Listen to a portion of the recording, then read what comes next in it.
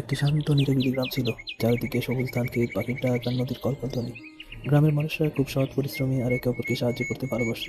কিন্তু একদিন হঠাৎ করে গ্রামের আকাশ কালো মেঘে ঢেকে গেল। দূর পাহাড় থেকে ভয়ঙ্কর দৈত্য দানব আর মনস্টারের দল গ্রামে আক্রমণ করলো। গ্রামের মানুষ ভয়ে কেঁপে উঠল। গ্রামের সাহসী তরুণেরা প্রতিরোধ করতে চেষ্টা করলো, কিন্তু দানবের শক্তি এত বেশি ছিল যে তারা কোনোভাবেই পেরে উঠল না। শেষ পর্যন্ত গ্রামের মুরব্বী সবাইকে বললেন, এই মাটি আমাদের পবিত্র, তবে এখন জীবন বাঁচানোই সবার আগে। চলো বরফের দেশে পাড়ি জমাই, সেখানে আমরা শক্তি অর্জন করবো, খাবো এবং আবার ফিরে আসবো। এভাবে সবাই নদী পেরিয়ে জঙ্গলের ভেতর দিয়ে অনেক পথ হাঁটতে হাঁটতে বরফের দেশে পৌঁছে গেল।